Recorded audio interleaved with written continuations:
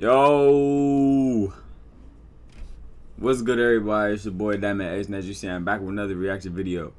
And today we're reacting to the only Nazi Hitler feared. As we all know who Hitler is, he was a guy. But what if Hitler wasn't really that bad? What if he was just trying to get rid of all these demons? No. All right. But yeah, though, Hitler, he did a lot, man. He was something, man. He was something. But Hitler was a highly feared guy, but it was one guy that he feared, and it clearly wasn't God. So we're going to find out who this one person, this one Nazi Hitler feared, and I think he was a Nazi. So I guess somebody in this clique that he feared. Like, comment, subscribe, do all the good stuff. We in for a show. Let's get it. These two soldiers are on an important mission. Above them, the roar of the plane fades. Oh, they could jump out of planes back then? I didn't even know they had parachutes back then. I thought that was like a more recent invention. Them lies their homeland, occupied by the Nazis. And somewhere down there is their target. Reinhard Heydrich, the Butcher of Prague. Well, he sounds scary. One of the key architects of the Holocaust. Hitler calls him the man with the iron heart. He's responsible for more than 1.5 million deaths. And he doesn't... I ain't gonna lie. If you're known to have an iron heart, I don't want to be around you. All for it. If you're known for having an iron heart, I don't want to be around you. I don't. I personally don't. Because if you have an iron heart, I mean you're like emotionalist. Like, you just got no emotions. You know how, but you know, like, to have your heart hardened towards something, like how, you know what I mean? Iron heart though. Damn. Have the faintest idea they're coming for him.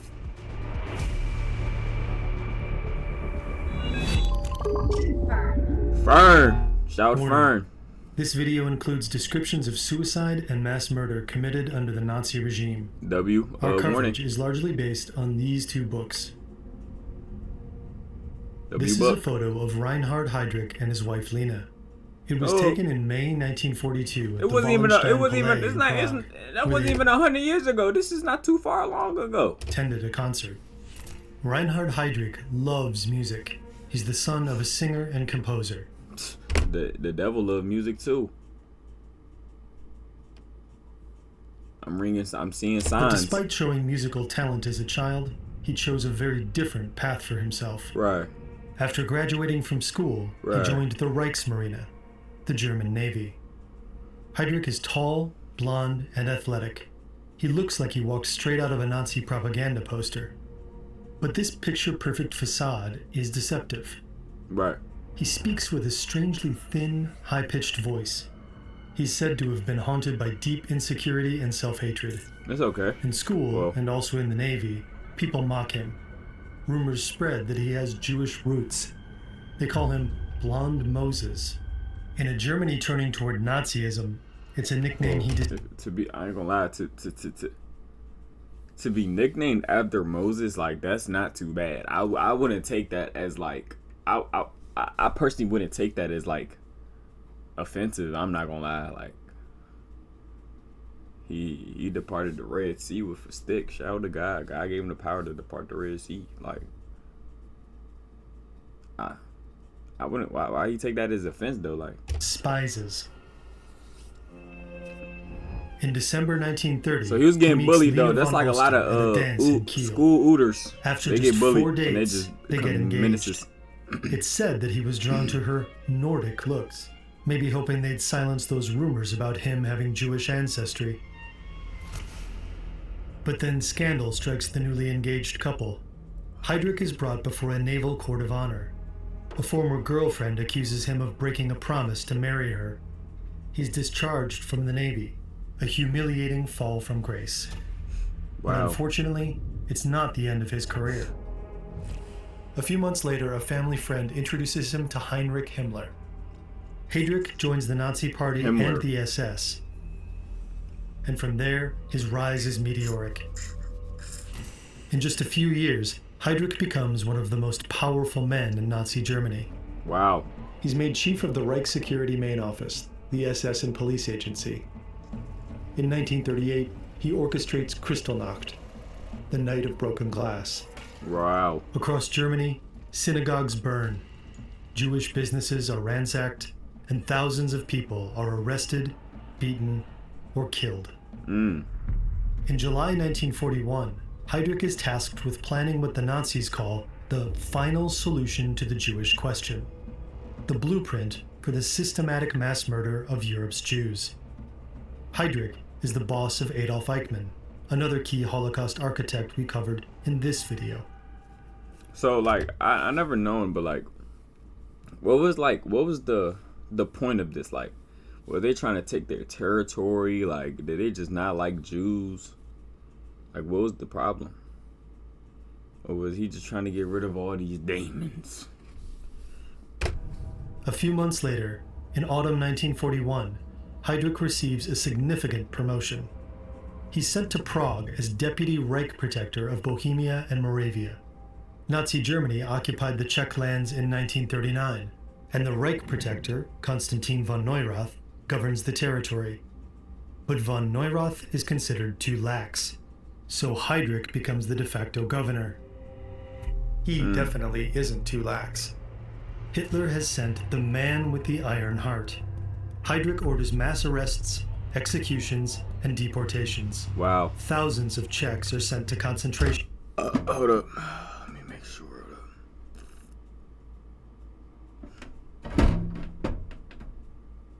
All right.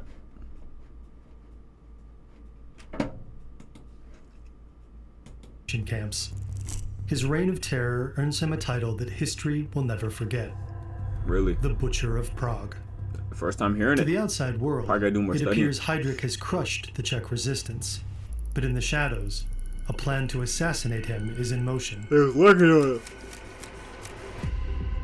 Do you think While that Heydrich influenced makes like his himself crashing out? comfortable with his family in his castle near Prague, hundreds of kilometers away, two soldiers are training to kill him. Wow. The Czech government is in exile. Its leaders are in London. Czech military intelligence is cooperating with the British Special Operations Executive. Together, they plan a top-secret mission to assassinate Heydrich. Operation Anthropoid. Enter Jan Kubiš and Josef Gabčík.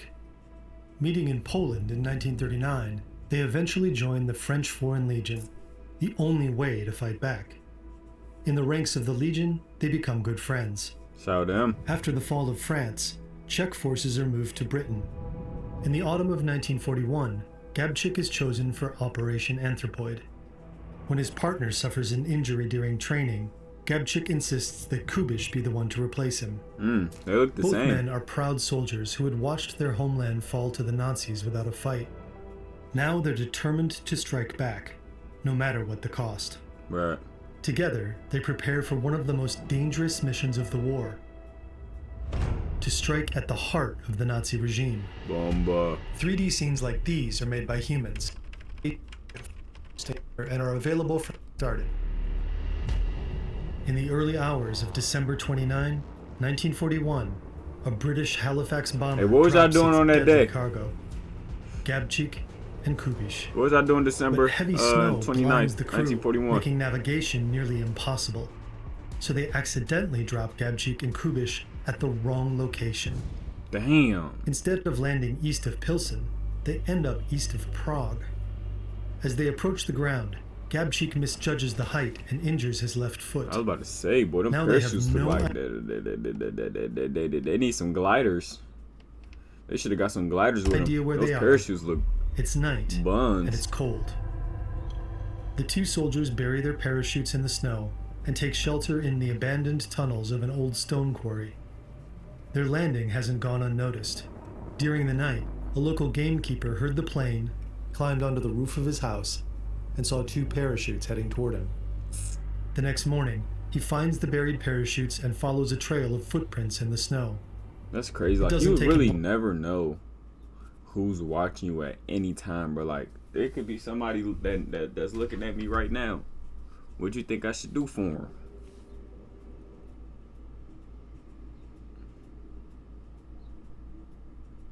But like, yeah, you really never know, bro.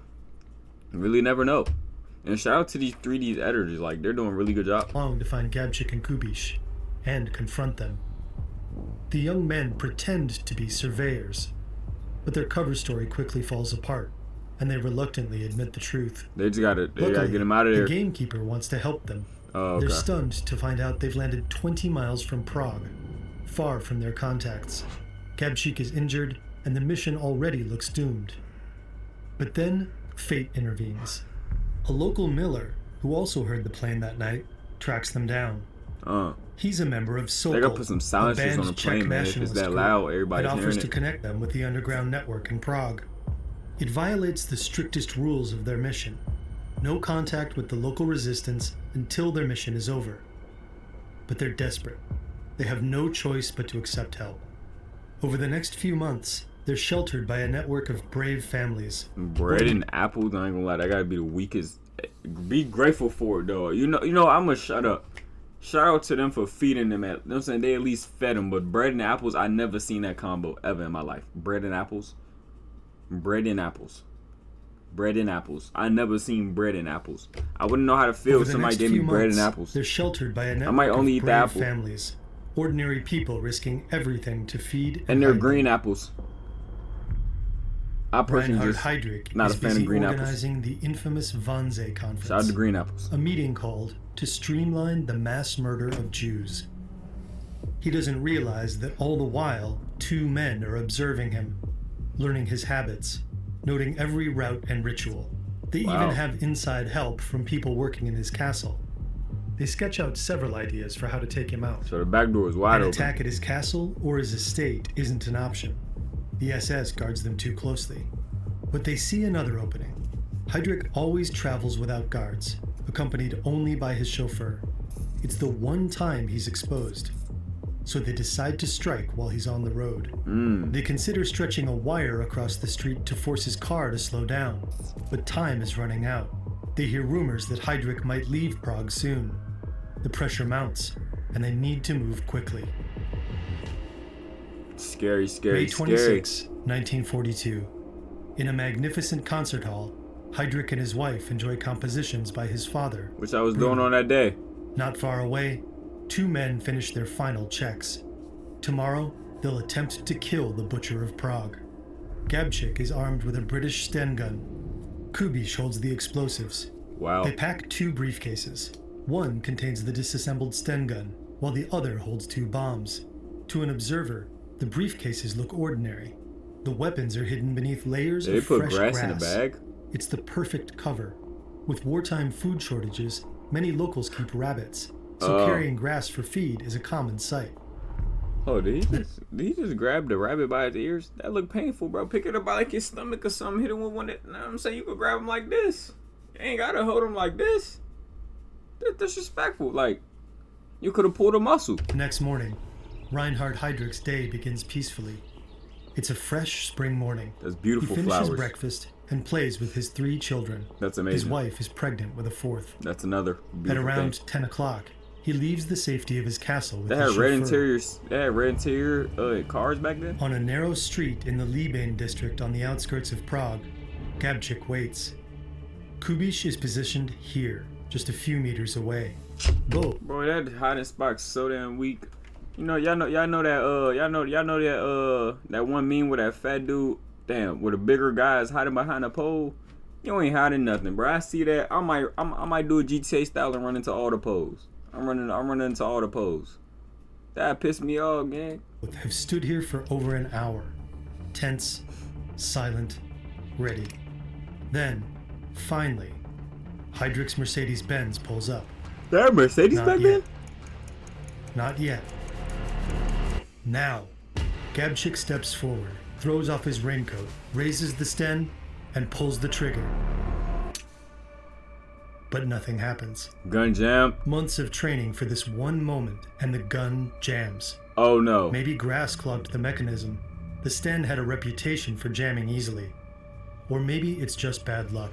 We'll never know. Oh, they're out of here. Heydrich thinks there's only one attacker, so he yells at his driver to stop and draws his pistol. Kubish seizes the moment. Oh, is he not? I'm about to say, damn, you need to clean your nails before you throw a bomb, though. Damn, bro. Yeah. Y'all didn't have, like, nail cleaners back then? Was you digging in dirt? Or was you digging in your butt? You need, damn, boy, I'm about to say, throw the bomb. He misjudges his throw. Heydrich survives. Kubish scrambles onto his bicycle and disappears down the street. He got away on a bike! What is the 1940s? Gabchik is chased by Heydrich's driver and flees into a nearby butcher shop. When the driver bursts in, Gabchik finally makes the stem work, shooting him in the leg and escaping. Both they go back to the get car, away, and then he airballed the bomb. Like, no I sense don't of want it triumph. for real. The mission I don't want it failed. either. They haven't eliminated their target. But Heydrich is critically wounded by the explosion. Oh, so I'm sorry for keep pausing, but what type of bombs did they have to where if it hit the car, it don't blow up everything? What the hell? They had a Fortnite grenade? Like, what type of weak bomb did they have? Bro, a bomb should be able to blow up half like, especially if it hit a car, it should blow up the whole car. How? It wasn't meant to happen. That's all it was. It just wasn't meant to happen. Passing delivery truck. And on June 4, 1942, 8 days after the attack, Reinhard Heydrich succumbs to his wounds. He died? Immediately after the assassination, he the died. Gestapo launches a massive manhunt for the attackers. But they have no real leads. RIP, Frustrated, man. the regime demands blood to avenge the death of the deputy Reich protector. Some people gotta go, though. You killed over 1 million people, and then your heart was completely hardened. You didn't have a repentant. If you had an unrepentant heart, it was your time. I'm sorry for your kids. The Nazis choose the village they're probably of not here Lidice, right now either. which has 503 residents, Shout out to your family. for their revenge. They suspect some within the village support the attackers, but there's no real evidence of this. Im Zuge der Fahndungen nach den Mördern des SS-Obergruppenführers Heydrich wurden einwandfreie Hinweise dafür gefunden, dass die Bevölkerung der Ortschaft Lidice bei Kladno dem in Frage kommenden Täterkreis Unterstützung und Hilfe leistete. On June 10, 1942, a few hours after midnight, Nazi troops raid the village. They shoot 173 men on the spot. Wow. The women are sent to Ravensbrück concentration camp. Children under a year old and those selected for re-education through placement in German families remain alive.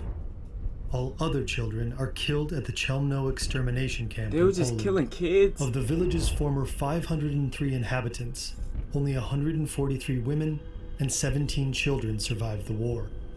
Sad, After bro. murdering or deporting the villagers, the Nazis destroy the entire village. The homes, the church, even the cemetery. They film the entire process. By 1943, only this empty field remains. For the Nazis, the destruction of the look town what's standing. only... Look what's standing. The cross.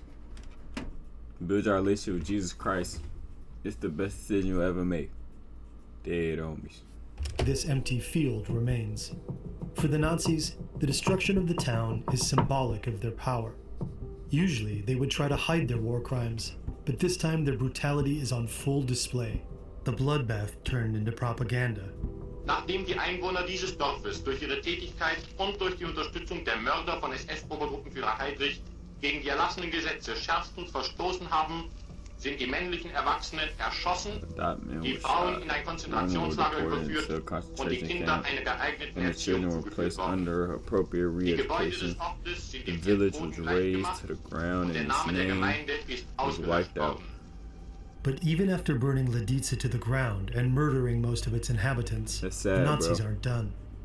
They want to find the men behind the attack. I said they was trying to get back So that they bad. announce an amnesty. Anyone who comes forward with information will be spared. And there's a reward. 1 million Reichsmarks. How much is that? Gabchik and Kubish. I'm gonna look at how much that is. What's it called? Robux? I mean, or Reichsmarks? How much is 1 million Reichsmarks in American money? I should have said dollars.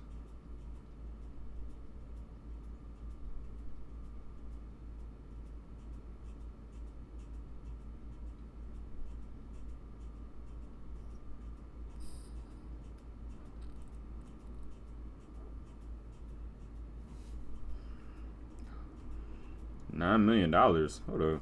That's... How much is 1 million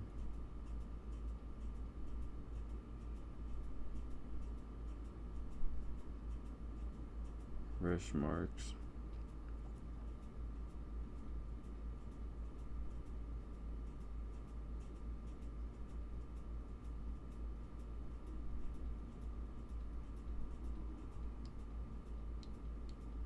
Come on, Google. 1 million rush marks have no official modern external value as the currency replaced. Okay, so these are no longer currency. And there's a reward. 1 million Reichsmarks. 1 million sounds like a lot. One of anyway. Gabčík and Kubiš's comrades takes the deal. His name is Karl Čugda. So his he story snitched. is similar to theirs. He fled to Poland, joined the French Foreign Legion, and trained in Britain for special operations. He was also brought to the Protectorate for a mission. But on June 16, 1942, Wow. he decides to collaborate with the Gestapo in Prague. In exchange for a new identity and the cash, he gives them the assassins, and the names of the families sheltering them. That's messed up. One of them is the Moravec family. Oh, that looked like somebody. Hold up. The families That looked sheltering like them. somebody.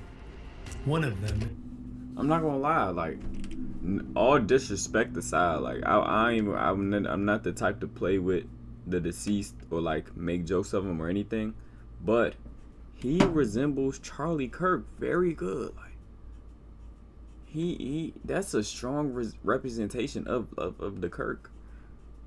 Shout out Charlie Kirk, man. Shout out shout out him. Nah, he looks like Charlie though. is the Moravec Shout out family. to him. The Gestapo storms their home. The mother takes her own life with poison, Wow. but her son is taken for interrogation. Using truly unspeakable methods, they break him. He eventually tells them what his mother once told him. If you're ever in serious trouble, go to the church of St. Cyril and Methodius. Inside this Orthodox church, Gabčík and Kubiš have found refuge. Here, in the damp darkness of the crypt, the two assassins and 5 other paratroopers wait for orders from London. They know about Lidice. They know that hundreds of innocents have already died in the Nazi reprisals. Crushed by guilt, they consider committing suicide in a public park. No, I don't do They that. hope that leaving a note claiming responsibility might finally stop the killings. But before they can make their move, it's too late. The Good. Nazis surround the church. Then, all hell breaks loose. 7 men against more than 700 SS and Gestapo troops. When the Nazis can't break through their defenses, they flood the crypt. Kubiš dies from injuries he suffered in the firefight. Dang. Then, one by one, the other paratroopers choose death over capture. Some use cyanide, others their last bullets. In the end, both of Heydrich's assassins are dead. Dozens of resistors, entire families, are executed for helping them.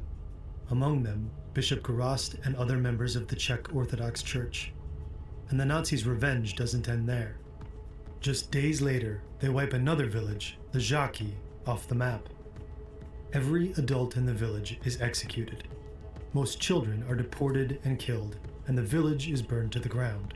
Like Lidice, the Žáky simply ceases to exist.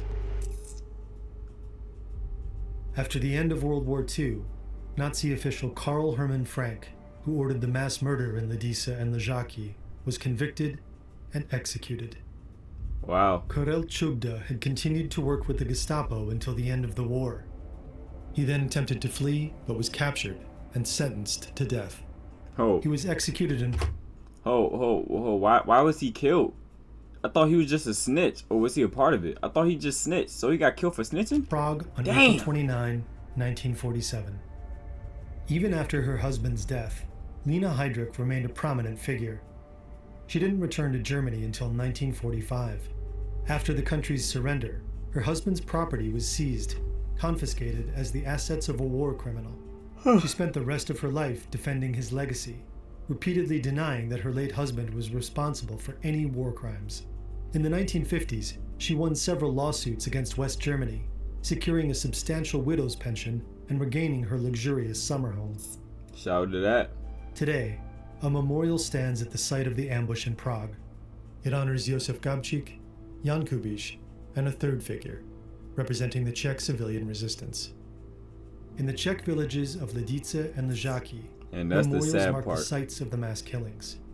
These places serve as not just reminders of lives lost, but as warnings to never let something like this happen ever again. Man, hey, God is good. Shout out to God for not allowing me to be birthed around this time, man. It just seemed like it was just a bad time for the world, man. Not even just America, man. I'm happy I'm born in a modern age. Even though this time is not too good, I got Jesus Christ in my life. That's all I need. Ain't that right? Can I get an amen? Hey, man, if anything happened to me, I know where I'm going. Shout out Jesus Christ for that. He deserves all the praise, all the glory. Hey, man, none of this stuff is good, man. Give our life to Jesus Christ. Rest in peace to all the people that lost their life in this situation. And hey,